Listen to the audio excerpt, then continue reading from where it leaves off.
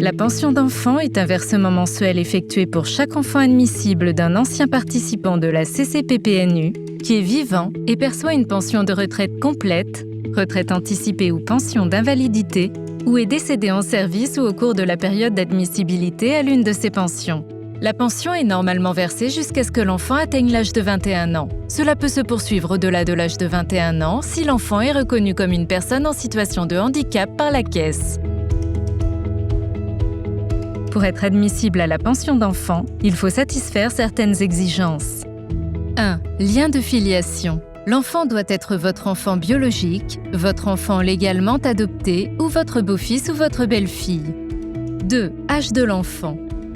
L'enfant doit être âgé de moins de 21 ans, à moins qu'il ou elle ne soit reconnu invalide par la Caisse. 3. Date de naissance de l'enfant. L'enfant doit être né antérieurement à votre cessation de service et avoir été dûment déclaré à la Caisse par l'intermédiaire de votre organisme employeur. Un enfant in utero au moment de votre cessation de service peut également être reconnu à condition que vous notifiez promptement sa naissance à la Caisse. 4. Vous avez droit à une pension de retraite complète, à une retraite anticipée ou à une pension d'invalidité ou vous décédez en cours de service.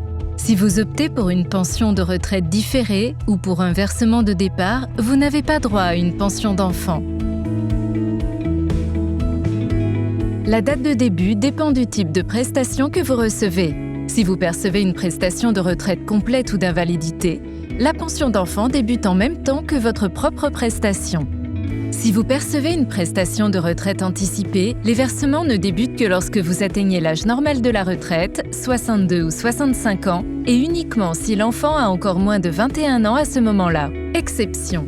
Si l'enfant est reconnu comme étant invalide, la pension d'enfant débute simultanément avec votre prestation de retraite anticipée. Remarque, si vous décédez alors que vous recevez une prestation, votre enfant admissible commencera alors à recevoir une prestation pour enfant survivant le mois suivant votre décès. Si vous décédez en cours de service, le versement commence le lendemain de votre date de décès.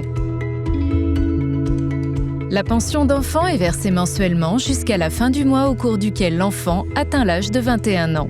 Si l'enfant est reconnu comme étant invalide par la Caisse, la prestation se poursuit au-delà de l'âge de 21 ans, tant que l'enfant demeure incapable.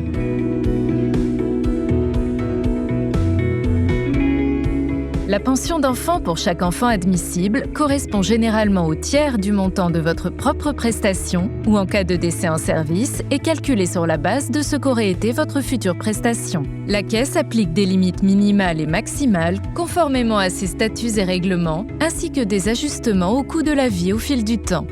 Il existe également un montant total maximal payable si vous avez plusieurs enfants admissibles. Tant que vous êtes en vie, la pension d'enfant est généralement versée conjointement avec vos propres prestations, sauf en cas de circonstances exceptionnelles nécessitant un versement à un autre bénéficiaire. Après votre décès, la prestation pour enfant survivant peut être versée aux parents survivants, à un tuteur légal ou directement à l'enfant sur son propre compte bancaire si celui-ci est âgé de 16 ans ou plus. Maintenir à jour les informations relatives à vos personnes à charge auprès de votre organisme employeur et de la Caisse garantit que l'éligibilité à une pension d'enfant puisse être dûment déterminée et que les paiements soient effectués sans délai. Pour obtenir des informations plus détaillées sur les prestations pour enfants, l'invalidité et la tutelle légale ou tout autre sujet relatif aux pensions, veuillez consulter le site unjspf.org.